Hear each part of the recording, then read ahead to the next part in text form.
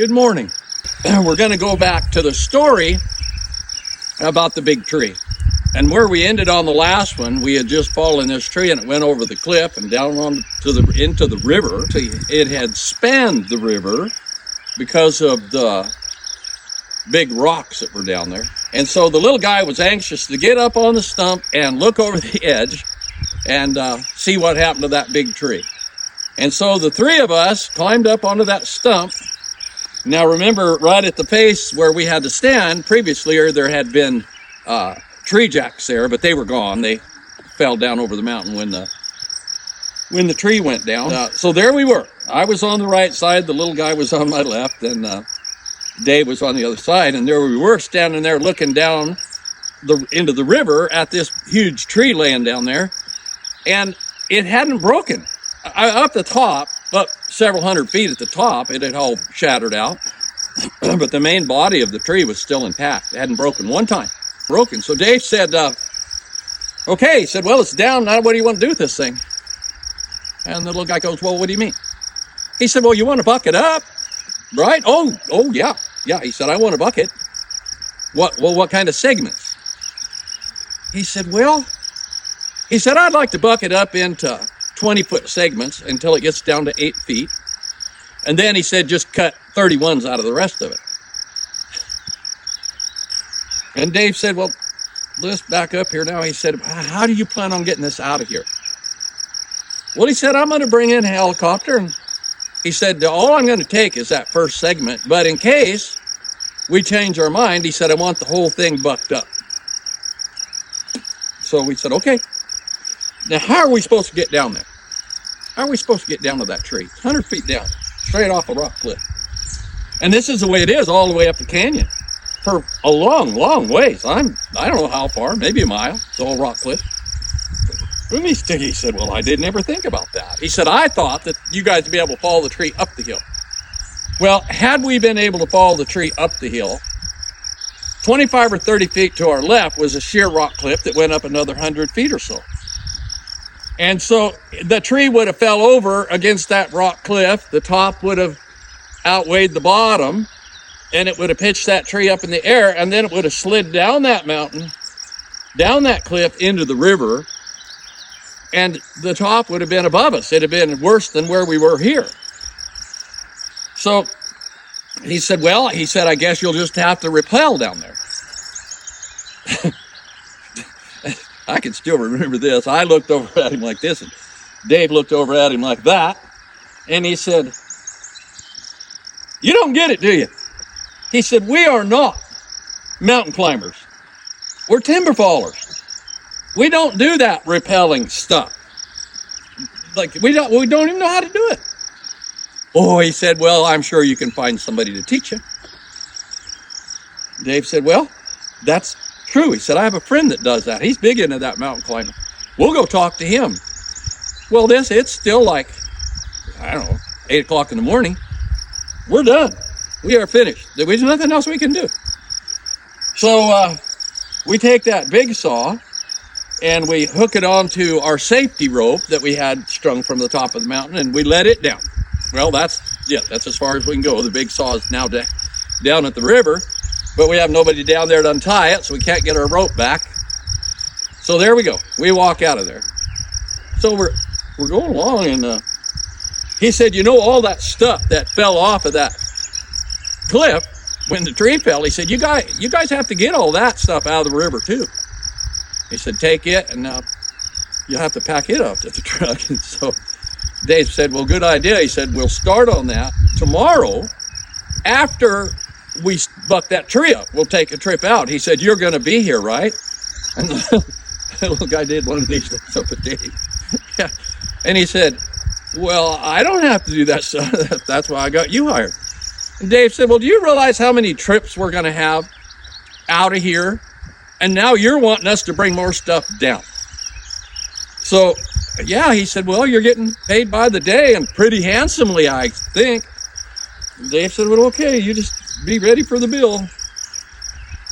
So we're going along, and we had actually, this was important, all of our small saws, I think we had 2 or 3 down there, we were packing those out, and so I had an 82 McCulloch that was just a little saw. I think I had a 28-inch bar on or something. And so we got ready to go. Dave hands the little guy this McCulloch chainsaw. He said, here, you pack this.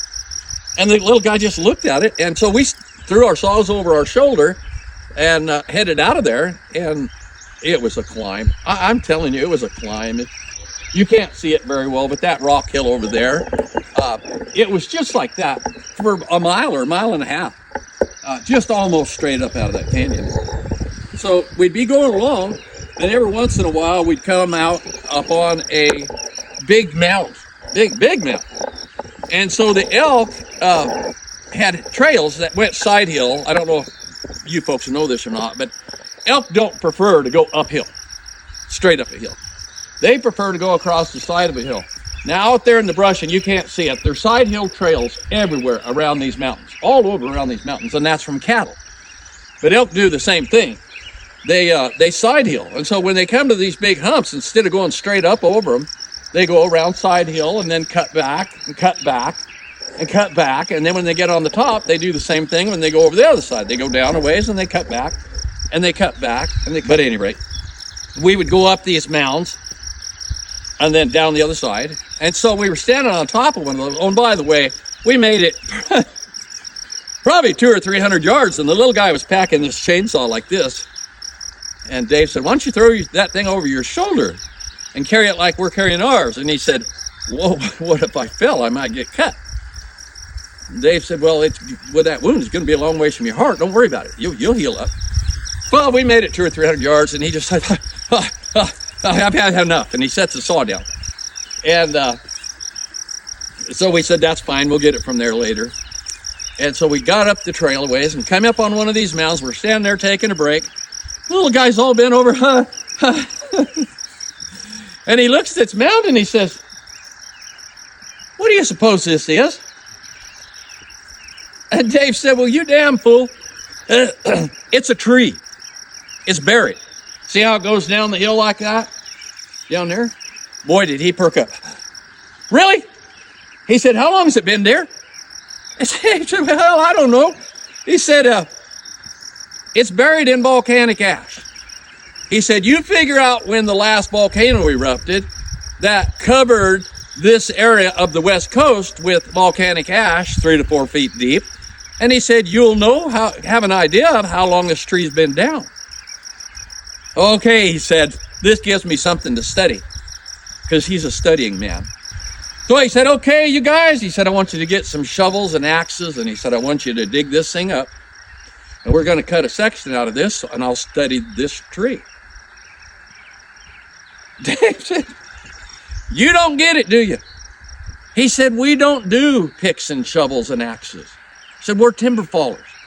He said, if you want somebody to dig this up, why don't you get a hand crew and have them come down here? Because that's what hand crews do. They dig holes in the ground and dig up roots and things like that. So, not a bad idea, says he. So we left for the day. We went to see this guy that was the climber, the rock climber guy. Oh, he tells Dave, he said, there's nothing to this. This is real easy to do. He said, as a matter of fact, he said, I got a practice thing in my backyard tied to a tree. So it was really relatively simple to do. And so we practiced that a little bit, and then Dave tried it, and he was less than humored. But so then we headed to this store this guy told us about, and we go there, and we go in, and the guy said, well, what do you need? And Dave said, well, we need that thing you put on and those carabiners and all that stuff. Everything you need to climb with, we need that. You need rope? Yeah.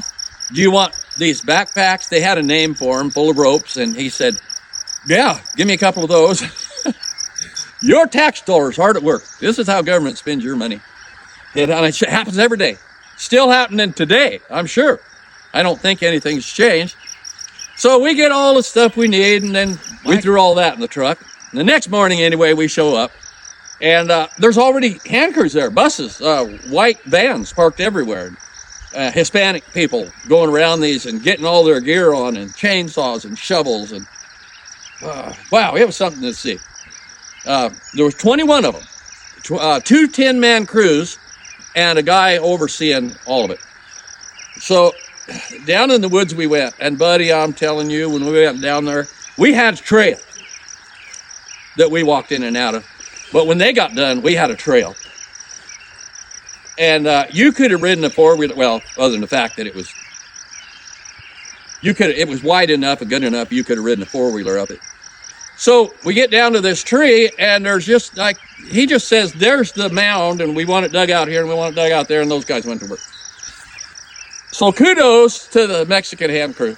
They worked. There were men and women both, but there was no disparity about who did what. They all just manned tools, and they went to digging.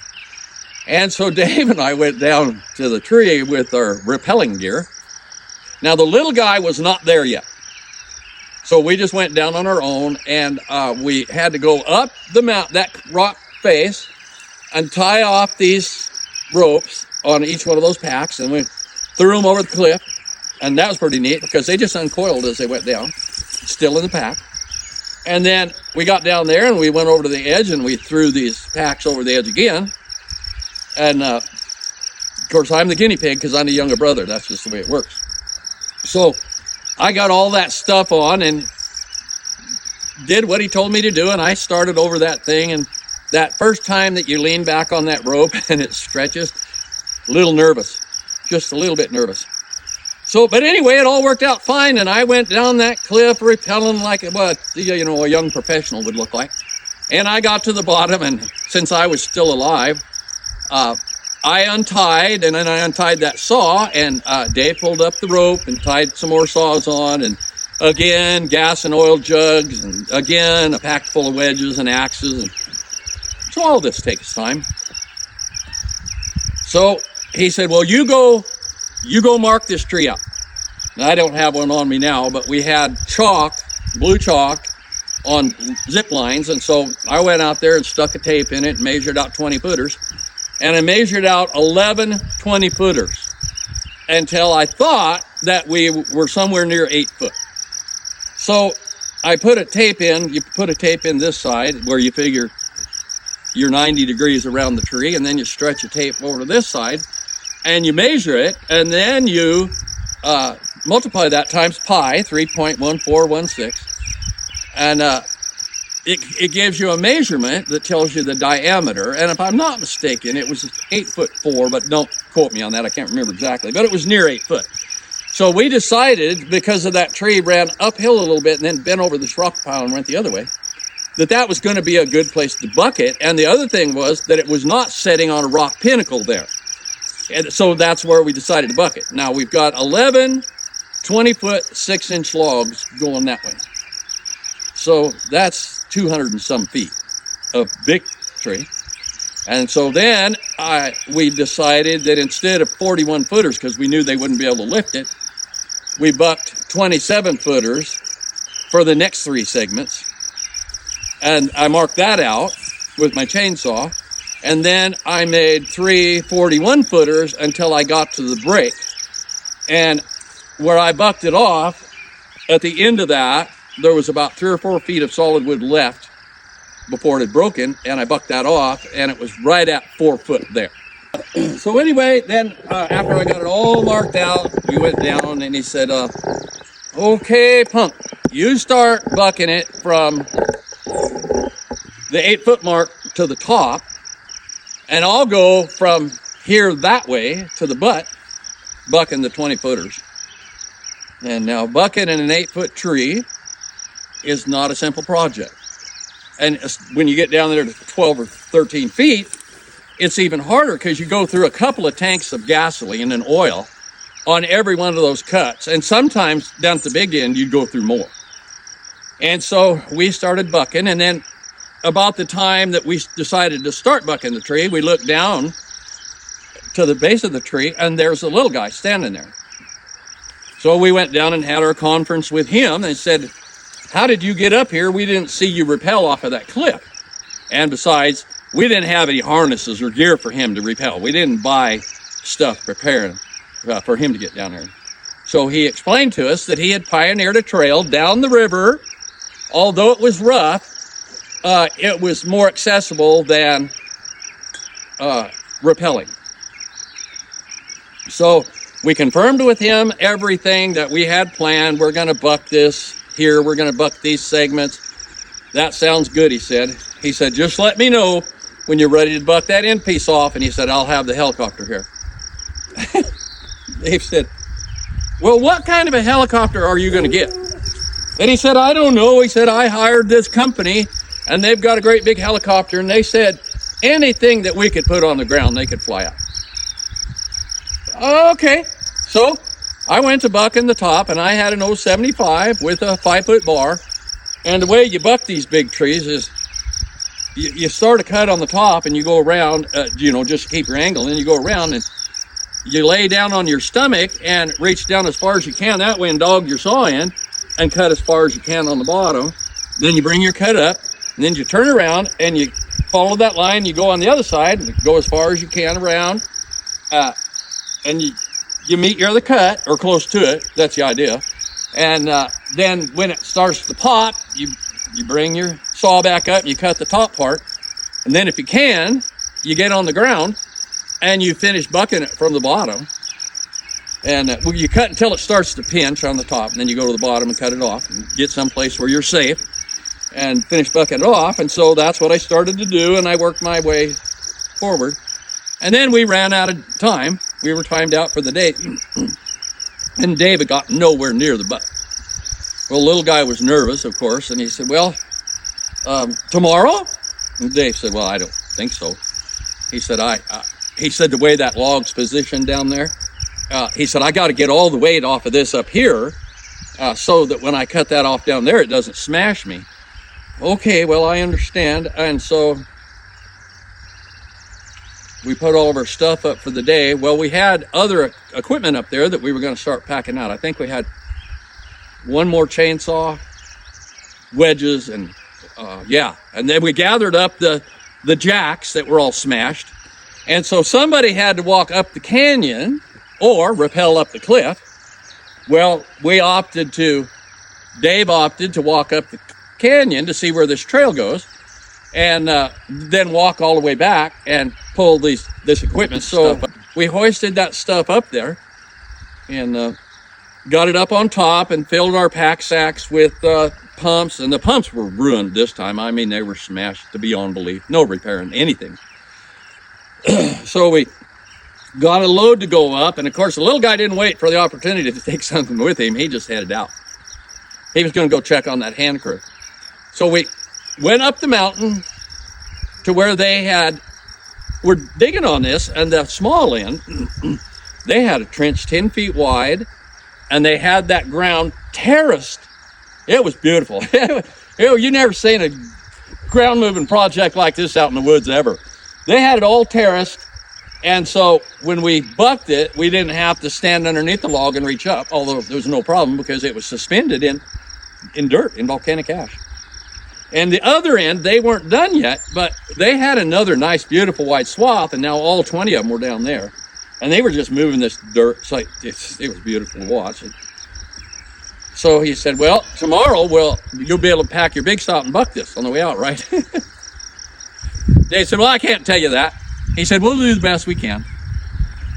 So went down in the next day, and we bucked on that tree some more. I got all of the top bucked.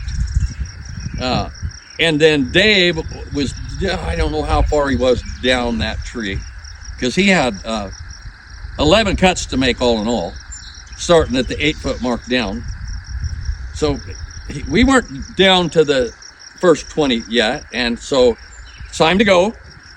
We loaded up some more stuff. I can't remember what all we took, but we loaded up all of our safety gear, because we didn't have to have safety harnesses, which meant that we had to get those 2 big manila ropes down and wound up. Hemp ropes is what they were. And all of our fall protection and, springboards. We got some of those packed up in a pack, and we packed some of those out. And so we got up to where the Hispanic crew was, and they had it all dug out. They were ready to go. And so he asked the little guy, he asked Dave, he said, are there any more of these? Dave said, well, they're all over the woods. He said, we passed several of them down next to the river. And so he said, well, I'm going to take these guys. We're going to go down and dig some more up.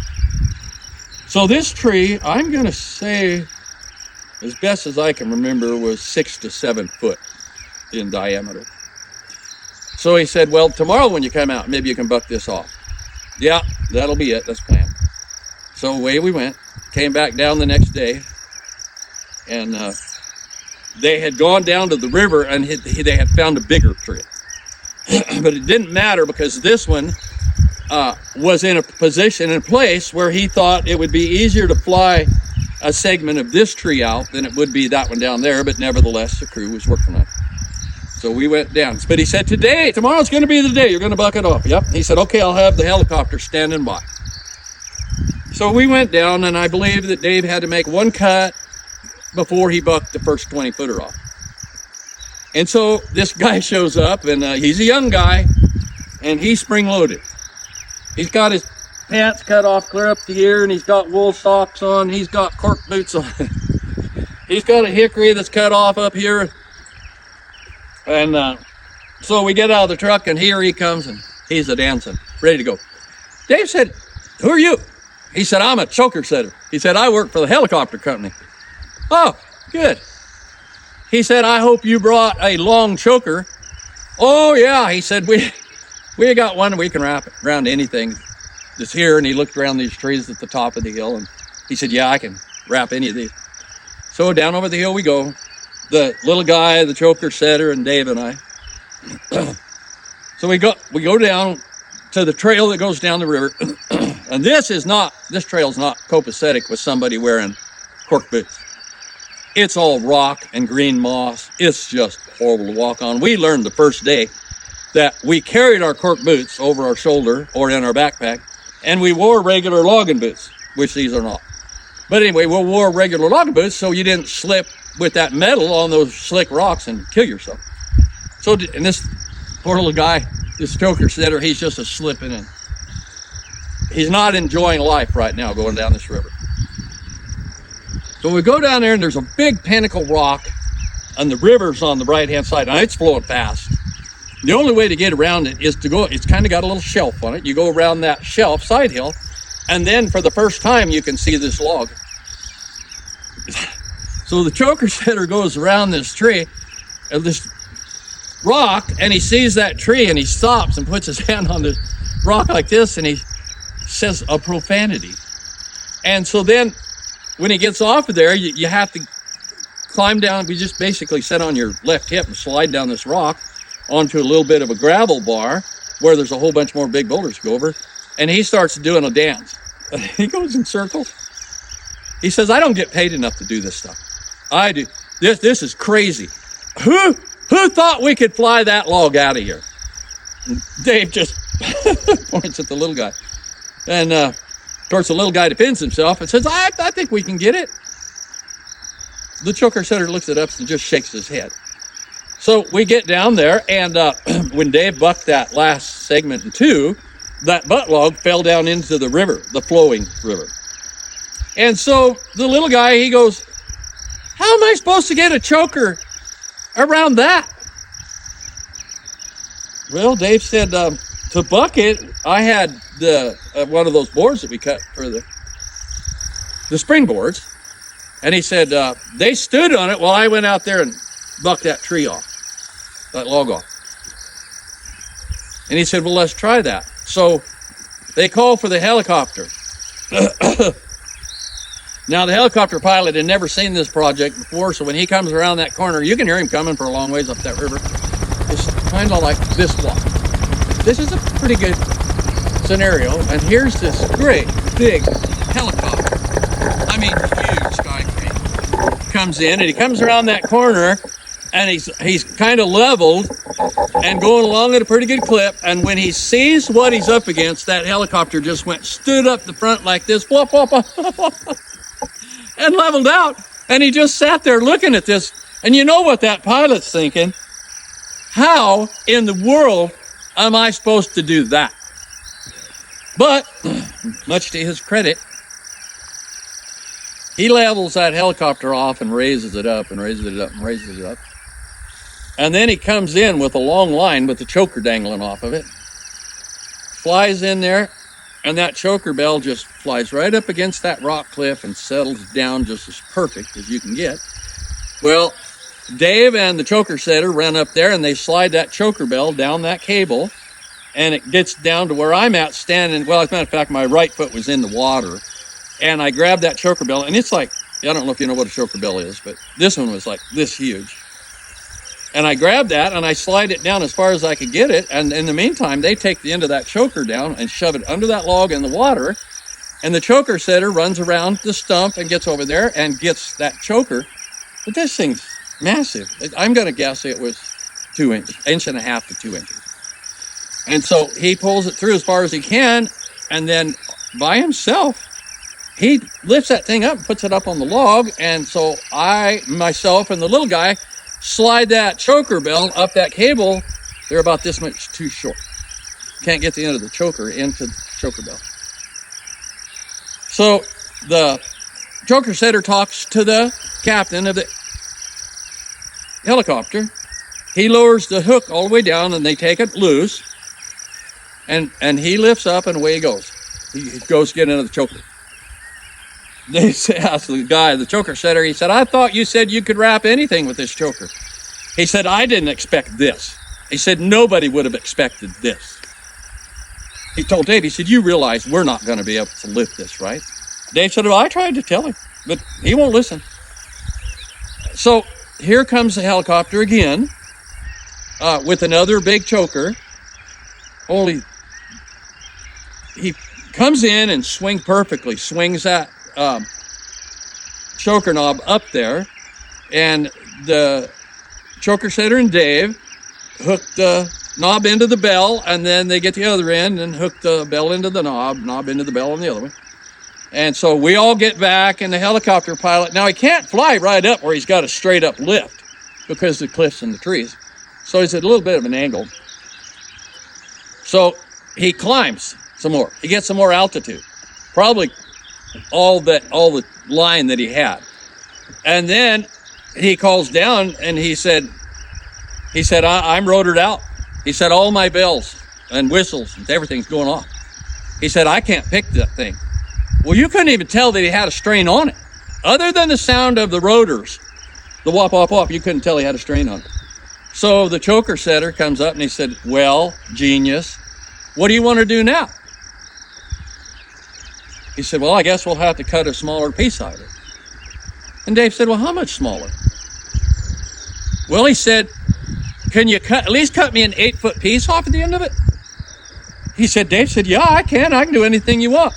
But he said, you're still not going to be able to lift it. So the helicopter, once again, he lets his line down. They unhook from the main line, and away he goes. And he goes and lands somewhere. And so we fight that choker round through the water. We get it up there past the 8-foot mark so Dave can buck it off. And then he goes to whittling on that thing. Well, this is no small task. He works at it laboriously, but finally gets it bucked off. But I'm sure 2 or 2.5 hours go by. And all the time that helicopter's sitting up there somewhere in the landing going wop, wop, wop, wop, waiting for the call to come back.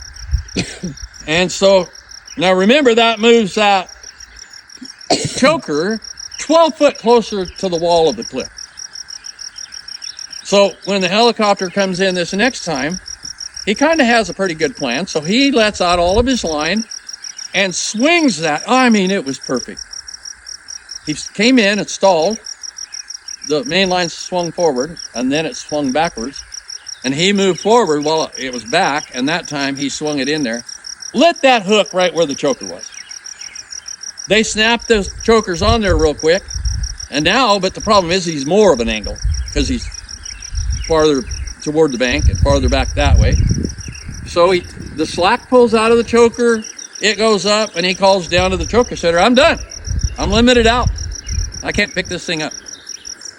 So choker setter goes down, he gives us some slack, they go down. Now this time it took all 4 of us to push this main line up to where we can get some slack and undo the chokers. The the pilot hesitates for a minute while we run like hell, and then he pulls that choker up out of there, both chokers, one hooked to the other one, and away he goes. So there we are, all four of us standing there like. Dave said, well, what do you want to do now? He said, I don't know, I'll need some time to think about it. He said, let's walk out of here and go up and buck that tree. So that's what we do. Dave walks all the way up the river, comes back, pulls his big saw up out of there. Well, as a matter of fact, he pulled both big saws out of there because there was nothing else we could do there. So I leave my 075 sitting there, and he takes the 095 to go up to buck that other tree. And that's what we did. We got up there and created another huge frickin' mess. So Dave bucked off the little end first, and then he went up and bucked off the big end. The tree never moved. The tree never moved an iota, but the stump moved back. It kind of fell back, like, I'm going to say a half to 3/4 of an inch, gave us some space. And he said, okay, now cut me around 4 foot, a 4 foot round off of that. So Dave did. And when it did, it lit on the ground, and the hand crew was there, several of them, and the idea was that they were going to grab it and lay it over on its side. Well, what happened as soon as that thing dropped and it got a little momentum, it started rolling. Down the hill it went. And it went so fast. There was nothing. There was no amount of people could have stopped it. Down the hill it went, sploosh, into the river. So, one of the Hispanic guys, he said in Spanish, we didn't understand what he said, but his boss did. He said, cut it in half like this. First, get a flat spot on it, and then buck it down like this, and slide that piece out, that way it won't roll. Then he said, buck the other half off, and then when you fly them out, you can put them back together again. Good thinking on his part. So that's what we did. So these guys, they had ropes and nylon straps. They were ready. They strapped it on one end, strapped it on the other, roped it all together, and that helicopter came back at some point, but I don't know when, because we weren't there. So we packed that big saw out, along with a load that I had. I can't remember. Load after load, we packed out of there. And so they got that out. And so when we saw him at the top of the hill, he said, I've got an idea. He said, you know that face, that wedge part you cut out of there? He said, can you cut me a part of that off, like 4 inches wide, and as long as you can? And he said, I can measure the growth rings in this. Now this is where the educational part of this video comes into play. So you're going to learn some things just like I did that I did not know until we bucked that tree. So Dave said, yeah, I can do that. We got a saw down there still. So the next morning, the four of us, the guy, the leader of the hand crew, and Dave and I and the little guy all walked down in there, and Dave cut off a 4-inch wide piece of this wedge that we had cut out. They call it the pie. And he said, well, pack that out of here for me. And Dave said, you got it wrong again, friend. He said, we're not pack mules. And besides, he said, we can make this a lot lighter if we lay that thing on its side and cut you a 4x4 block. You can still count the rounds, only it'll be a lot lighter. Oh, okay, he said, do that. And so Dave did that, and he said, okay, now carry it out. And Dave said, but I'm a timber faller. He said, I'm not a pack mule. The little guy said, I'll give you a week's wages if you'll pack that up to the truck for me. So Dave threw that over his shoulder, and he said, grab the chainsaw, punk. We're on our way out of here. So I went ahead and cut another one of those blocks up, just like the one, 4x4. Cut that out of there. I threw this all over my shoulder, and away we went. And so I'm going to end here. Thank you guys for watching. Like, subscribe, share, and press that notification bell if we have one. See, I don't deal with that. I tell you the story, but my editor-in-chief over there, she takes care of all that.